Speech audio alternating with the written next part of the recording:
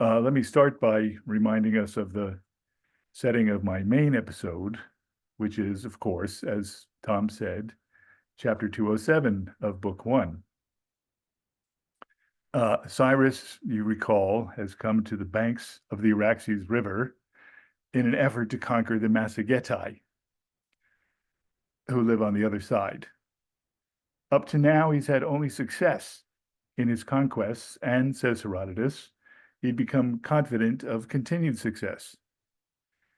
After failing to trick the Massagetan queen, whose name is Tomiris, by means of an offer of marriage, Cyrus begins yoking bridges, in Herodotus's language, that is, lashing ships together to form a pontoon bridge across the Araxes. Tomiris observes this bridge building from her side of the river and sends a message. "This effort is needless," she says to Cyrus. "Either she will cross over to his side, or he can cross over to hers unopposed in order to join battle." Herodotus does not specify how she envisions this crossing, but since she specifies that the bridge building will stop in order to permit this, we can assume that it will be accomplished by means of boats, that is, ferry trips back and forth. That point, I think, will become meaningful later on. All of Cyrus's advisors urge him to receive the Massagettai on their side and to fight on the Persian side of the river. But Croesus steps forward, unsolicited, and gives the opposite counsel. Croesus, of course, has become a companion to Cyrus after being captured in Sardis. And after his near immolation on the pyre and his rescue, thanks in part to his having shouted, "O Solon," at the crucial moment, and then recalling for Cyrus the lessons that Solon had taught him. That is, Herodotus has constructed the Croesus story thus far to illustrate that Croesus has learned something from Solon, even if maybe not everything, but at least part of Solon's teaching. Croesus has advised Cyrus on 2 previous occasions, bidding him, first of all, to use a trick to confiscate the Lydian plunder that his troops were then amassing right after the fall of Sardis. And then later, when the Lydians are planning to rebel from the Persian Empire, Croesus advises Cyrus to forestall a revolt by feminizing the Lydians, giving the men soft garments and musical instruments, and teaching them to run shops. Both of these pieces of advice have worked out well for Cyrus and endeared Croesus to him. In the speech at the Araxes, so going back to chapter 207, Croesus casts himself as a man who has learned from past experience and gained wisdom. I'll put the Greek of the opening of the speech on the screen. So let me see how well I can do that.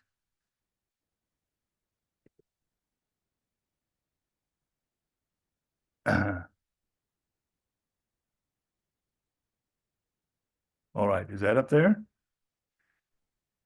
Very good.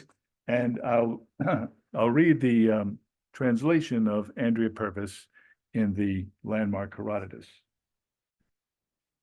Now, Croesus was present at this meeting, and he disagreed with this decision, offering his own opinion to counter the prevailing one.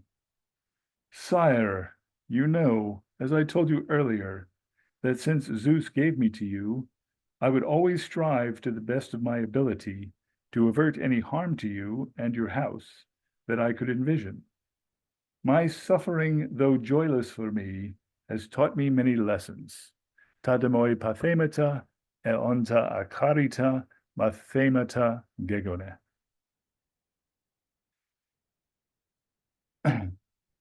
"If you think yourself an immortal and that you command an immortal army, no opinion of mine will mean anything to you.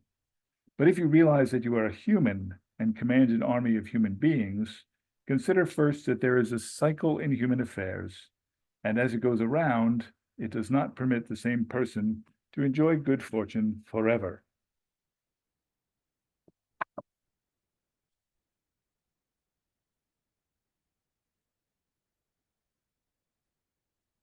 The advice that follows this proem, if I can call it that, comes in two parts. First, Croesus says Cyrus should cross the Araxes and fight on the other side, because if he wins there, he can swiftly advance and seize the whole of Massagetian land. But the Massagetai, says Croesus, would do the same to him if they crossed to his side and win. That is, they could seize the whole Persian Empire. If Cyrus crosses the river and loses, his empire at least will be safe. So much for advice part one. In part two of the advice that Croesus gives, he proposes a stratagem for ensuring victory on the opposite side. The Massagetai, he says, have no fine things such as the Persians have. If Cyrus prepares a big banquet table with meat and unmixed wine, then leaves a guard force in charge of it that he can afford to sacrifice, the Massagetai will fall upon these delicacies, overindulge, and make themselves easy targets. Cyrus adopts this advice, then immediately sends Croesus back to Persia as guardian of his son Cambyses, taking Croesus off the scene as the scheme is enacted. So further refreshing your memories, the scheme of the banquet table works just as Croesus had predicted. Cyrus attacks the drunken Massagetian army, capturing its commander, who happens to be the queen's son. The queen, Tomyris, becomes enraged when she learns of the trick and swears that she'll avenge Cyrus's use of wine against her by making him drink blood instead. She demands the release of her son, but Cyrus ignores her message, and when the young man sobers up and realizes what's happened, he commits suicide. Tomyris is now really enraged and leads an attack that results in a fierce, hard-fought battle. Cyrus is defeated, and as Tomyris had vowed, his head is plunged into a bag of blood, a payback in kind for the trick that he had learned from Croesus. Herodotus then passes quickly on to an ethnography of the Massagetai. He says nothing of any counter-invasion by the Massagetai of Persian territory, but we assume that this doesn't take place.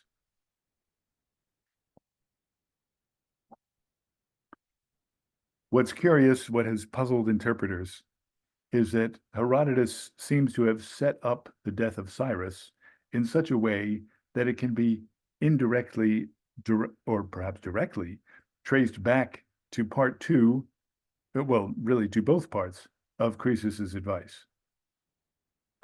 The stratagem Cyrus uses of getting the Massagetans drunk and the capture of the prince so enrages Tomyris that she wholly commits herself to Cyrus's destruction. What's more, later in the narrative, Herodotus plants the suggestion that Croesus's advice was bad and led to Cyrus's death. I'm speaking of chapter 36 of book 3, which takes place in Egypt in the time of Cambyses. I use the word plants because the conversation in which this charge is leveled seems to me likely to have been Herodotus's own invention. The scene in Egypt, where Croesus is faithfully accompanying Cambyses, has no source that I can imagine.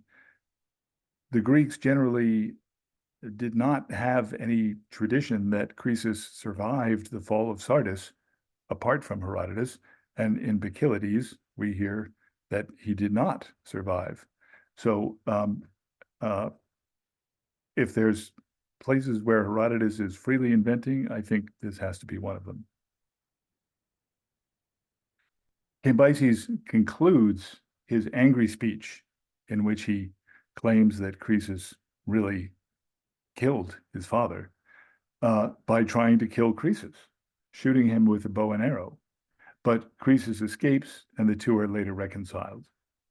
Nonetheless, the charge goes unanswered that Croesus brought ruin on Cyrus with bad advice. The charge of a madman, but not necessarily wrong. Was Croesus' advice good or bad? Scholars divide on this question. Those who think the advice was bad, notably Hans-Peter Stahl in a 1975 article in Yale Classical Studies, lay stress on the defeat and death of Cyrus, just as Cambyses does. Those who think the advice was good, including Susan Shapiro, who answered Stahl directly in a 1994 article in Classical Journal, lay stress on the survival of the Persian Empire. Quote, Croesus's advice may very well have prevented a substantial loss of Persian territory, wrote Shapiro in 1994. More recent views have inclined in the bad advice direction. My esteemed colleague Carolyn DeWald, who is here today, writes in her magisterial Book One commentary, quote, Croesus lays out a failing strategy, one that relies on deception and results in Cyrus's death, as Cambyses later points out. So she sees the Book Three passage as a correct assessment of the role Croesus played. If we think the advice was bad, either part one or part two or both, we're faced with a harder question. Why does Herodotus give Croesus a proem that seems to anticipate it will be good? In what sense has Croesus gotten mathemata from his pathemata, as we expect he might do, given that he'd earlier learned from the wisdom of Solon, if he draws on those lessons to make a horrible error? Stahl has dealt with this question head-on by coming to a dismal conclusion. Croesus has not, in fact, learned, though he says he has. Herodotus uses him, and also later Artabanus, to show the evanescence of all human wisdom. DeWald also understands Croesus as a bad learner who didn't really get what Solon was saying. This seems to me a difficult solution, seeing that Herodotus later in Book 3 goes to some lengths to give Croesus credit for possessing moral wisdom. He is the first to weep when beholding Cambyses' sadistic treatment of Psammenitus, and he starts a chain reaction in which all the Persians start weeping. The right response in Herodotus's eyes, I think. And, as mentioned above, Croesus reproaches Cambyses boldly, at risk to his own life, for acts of cruelty in the court. It's not clear to me how much consistency we should expect from Herodotean characters, but I think we have to expect some, especially in a character so deliberately and fully constructed as Croesus. We don't want Croesus to be completely morally blind in one logos and to stand up for justice in another. When Croesus refers to the pathemata from which he has learned, most commentators understand him to refer primarily to his own defeat at Cyrus's hands earlier in Book 1. Croesus had also crossed a river, the Halys, to take Cyrus down. Then, after failing to do that, had seen his country counter-invaded and conquered after Cyrus crossed the Halys the other direction. Herodotus believes that Croesus had crossed the Halys by means of bridges, and evidently, we assume, had failed to destroy those bridges after retreating, since he didn't expect any counter-invasion. So the pathemata of the fall of Sardis might indeed have taught him the mathemata he draws on in part 1 of his Araxes advice. That is, keep a river between yourself and your foe. Do not let yourself get counter-invaded. The connection between these episodes would be more clearly drawn had Croesus said something about bridges in his Araxes speech, such as, the Massagetae will be unable to bridge the Araxes, or some such. But perhaps we are to understand that nomads and noble savages like the Massagetae do not have ships, or at least not the kind that can form pontoon bridges. In any case, it's clear, as I mentioned, that Cyrus had stopped his bridge building and ferried his men across. So we can infer that Tomyris had no way of getting across, especially if the opposite bank was defended.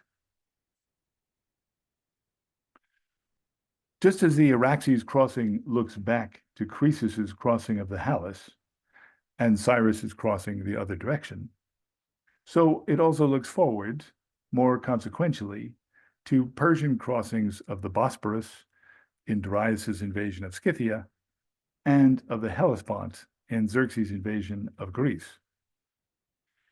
Both of these crucial crossings, we note, are done by way of pontoon bridges built of boats, and Herodotus, in all three cases, that is, including the Araxes, uses the distinctive phrase "gepharon zeuxos," yoking a bridge, or some variation, to describe the process of tying vessels together to form a pontoon.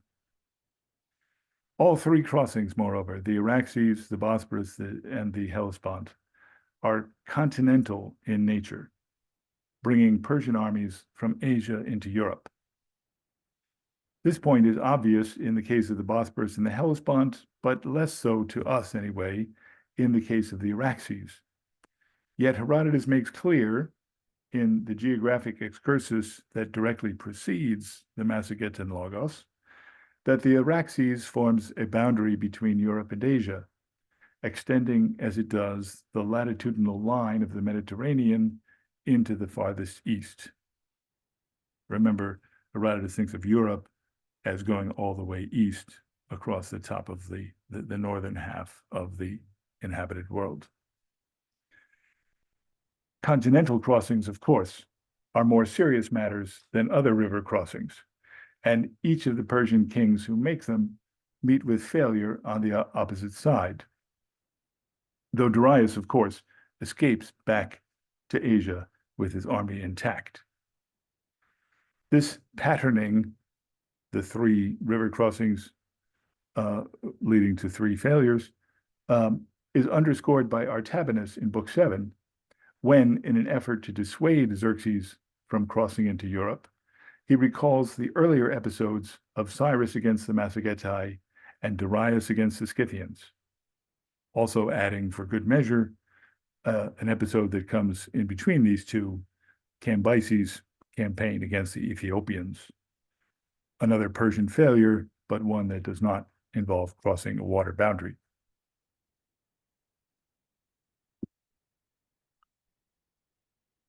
The connections between these bridgings of continental boundaries are even tighter in that in all three cases, as well as that of the Halys, the very first of the series, Herodotus problematizes the question of whether the water can be crossed both ways. To start with the Halys, we recall that Herodotus describes an engineering work by which, according to some Greek informants, Thales, the wise man, had diverted the river around the advancing Lydian army, or had split it into two fordable streams. Herodotus discredits the story on the grounds that the returning army would not have been able to recross. In the case of the Araxes, as we have seen, the question of counter-invasion or recrossing is crucial to Croesus, who assumes that there is no reverse crossing possible in the case of a Persian defeat. At the Bosporus in Book 4, famously, the pontoon bridge used by Darius to invade Scythia is detached and unavailable at the point that Darius needs it to get back home, but gets reattached just in time to save his army from destruction. Finally, in Book 8, as Xerxes retreats through Thrace in an effort to get to the Hellespont Bridge, Themistocles tries to convince the Greek navy to break the bridge apart and trap the Persians in Europe. The Greeks, in the end, are unwilling to make the effort. In all four cases, that is, Herodotus raises a question as to whether rivers are one-way or two-way conduits, and how that status might be changed or might be used to bring an advantage to attackers or to defenders. Looking at the Araxes episode as part of this sequence, it becomes clearer that Croesus has learned, in the realm of strategy at least, from his own experience. He's gained mathemata from his pathemata.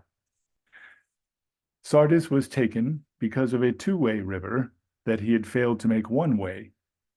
Now he sees Cyrus has the chance to do better by using a river that's two-way for the Persians, but only one way for the Massagettai.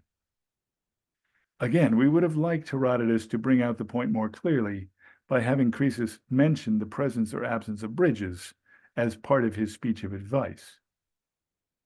Croesus goes on to say that the Massagettai have no experience of fine food and wine.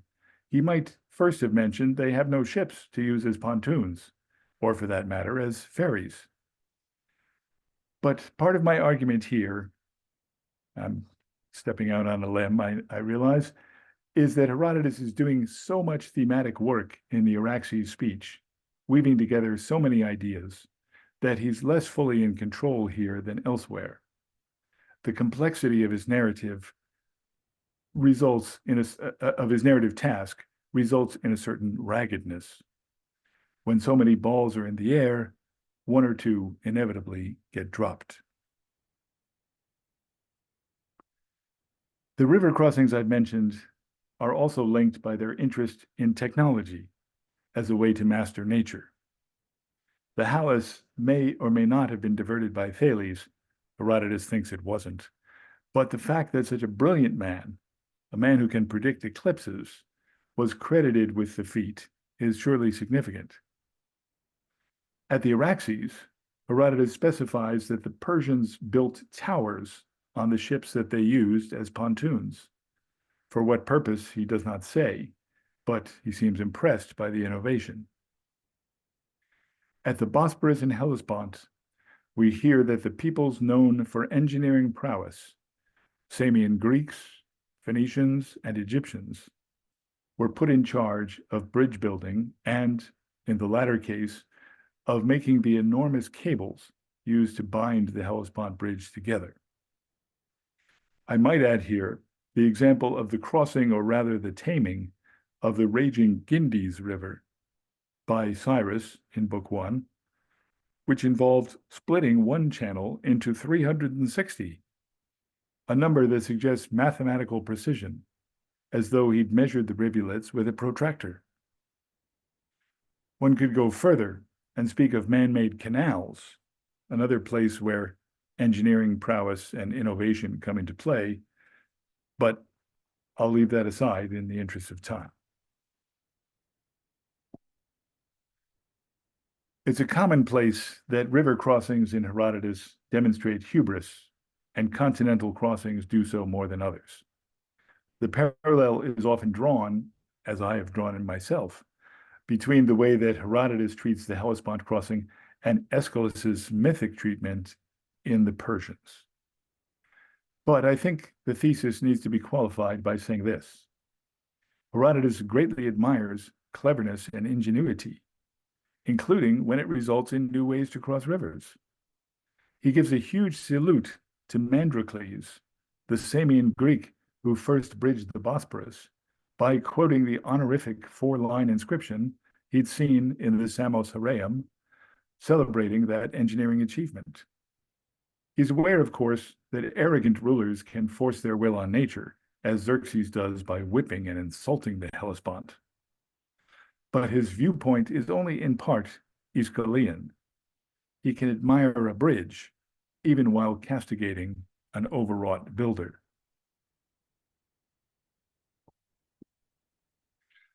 To return to the Araxes River, Croesus may not have gained as much moral wisdom from Solon as one might hope, but he has gained strategic insight from the fall of Sardis into how to exploit a technological edge.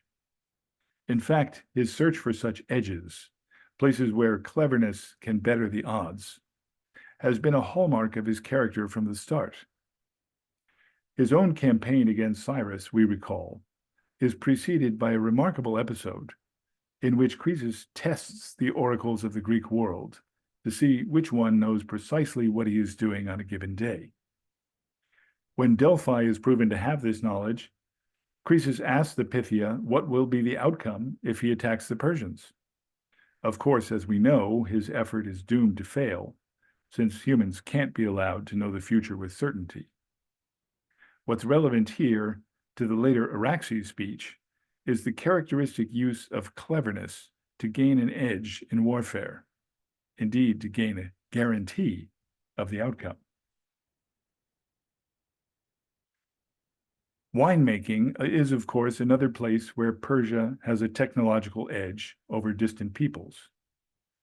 Croesus's advice, part 2, concerning the ruse of the banquet with its unmixed wine, is another way of deploying technology to gain a strategic advantage.